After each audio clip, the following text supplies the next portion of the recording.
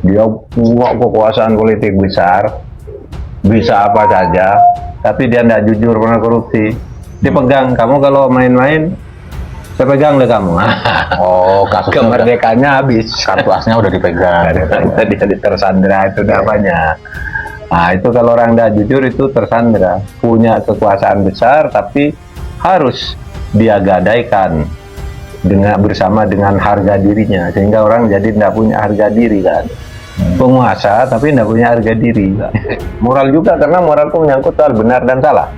Etika itu baik dan buruk, karena baik dan buruk itu belum tentu terkait dengan benar dan salah. Soalnya, Gitu kan, soalnya ada yang bilang misalnya. etika nggak penting.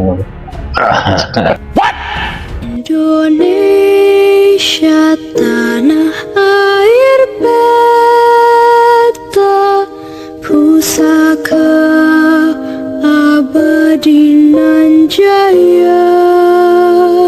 Ini kan boleh Pak. Udah tengah anu Kim ya, dari Sumenep Ki. Iki, Sengaja datang dari dia.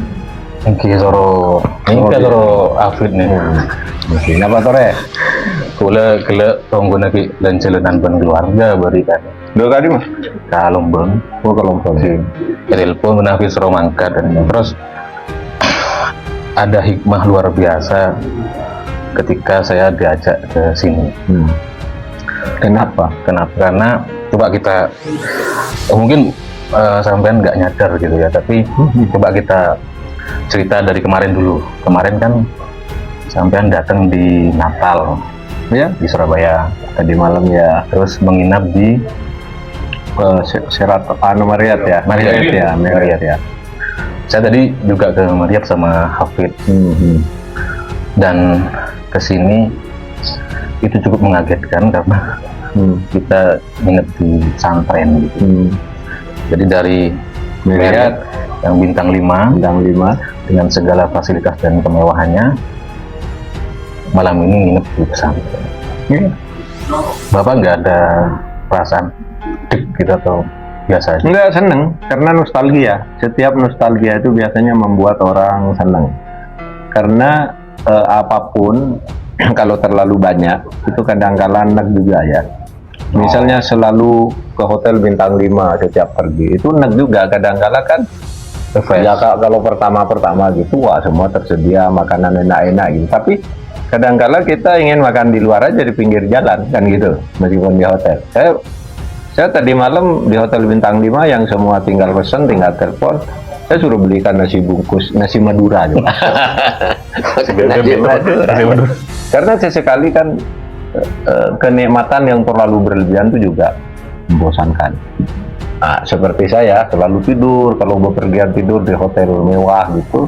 Dan sekali-kali saya kok dulu tidur di pesantren kok enak ya. Lalu terpikir oleh saya mau ke Jawa Timur, coba saya mau nginep di pesantren. Oh, ini bukan yang pertama Bapak nginep di pesantren?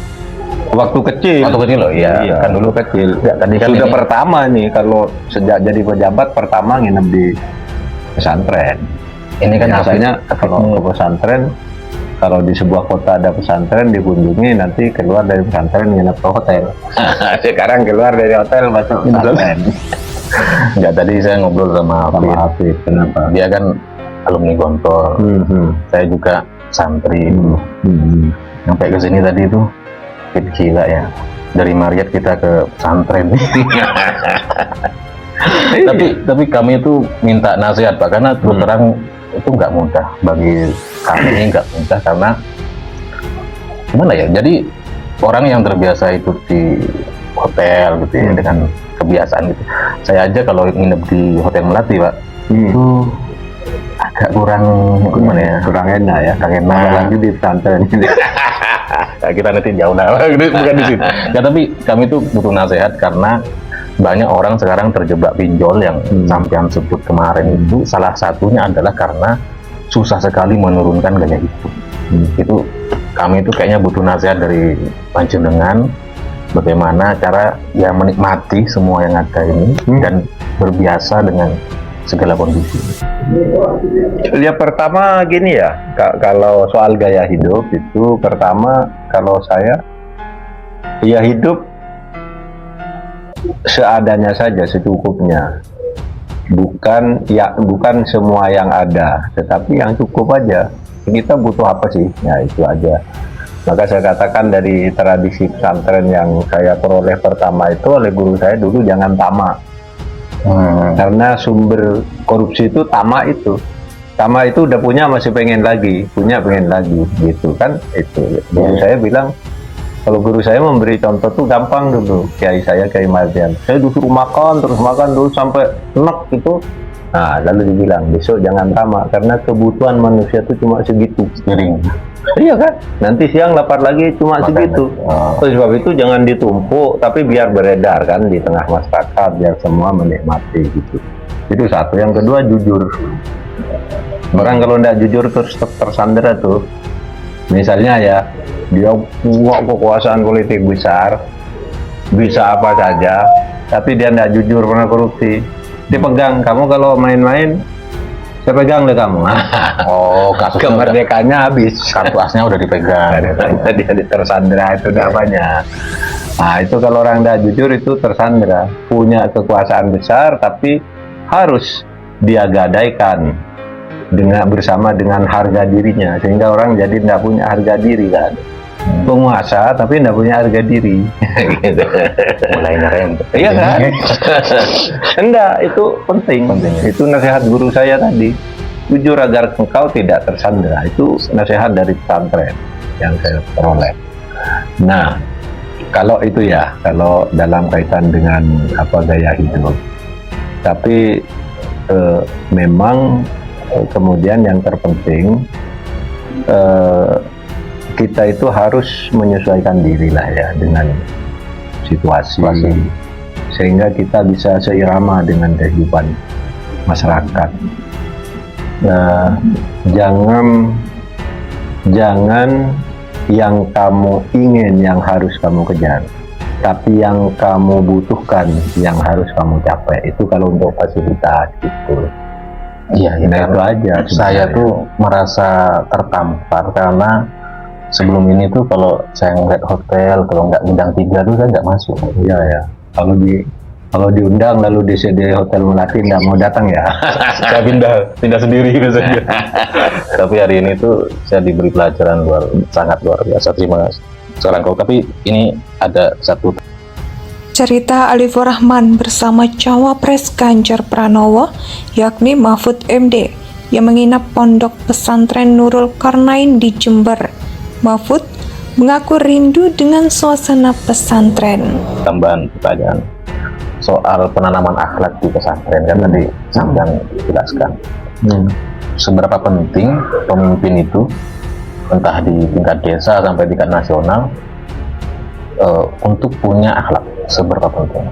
Ya nomor satu, akhlak itu kan perilaku di dalam segala segi, perilaku yang baik di dalam semua segi. Berhadapan dengan orang kecil bagaimana, berhadapan dengan tugas begini bagaimana, itu semuanya akhlak. Berhadapan dengan alam bagaimana, itu sebabnya saya katakan ya tentu yang di pesantren itu berangkat dari hadis Nabi ya, bahwa nama bu itu ditamima makarimul akhlak. Jadi akhlaknya dulu.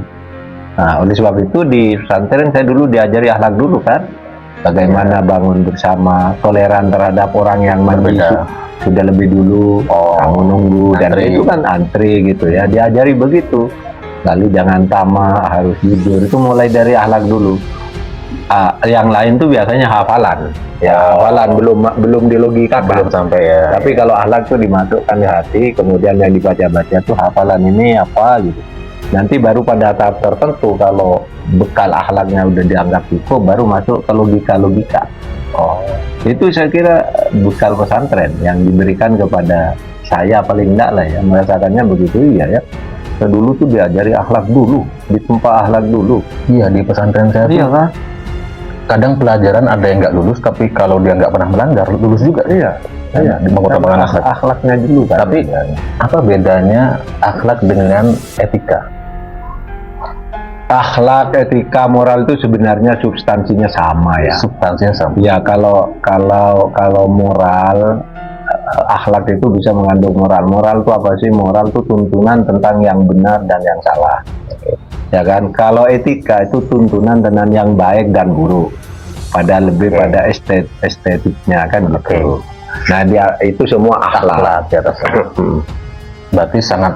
berarti harus kalau calon pemimpin harus punya akhlak, Pak. Punya etika. Iya, punya etika. Harus punya etika dan Jangan- moral juga. Moral juga karena moral itu menyangkut soal benar dan salah. Etika itu baik dan buruk. Karena baik dan buruk itu belum tentu terkait dengan benar dan salah. Ya, soalnya Kan gitu kan. soalnya ada yang Perasaan, bilang misalnya. etika nggak penting. terakhir. Ini saya mau ngasih tahu sampean, ada beberapa teman kita rombongan wartawan Hmm. ke Banyuwangi dulu lah, Oh, ke Banyuwangi dulu. nginep di hotel. Oh gitu. Ya karena sini tidak cukup kali ya. Sampean yakin tuh di sini? Saya di sini aja. Malah seneng di sini kan. Ya, terima kasih. Oh, Ya, Mas Arif. Ya. Salam ya mas saudara-saudara di Siap. Sumeneb sana. Ya. Indonesia sejak dulu kala tetap dipuja-puja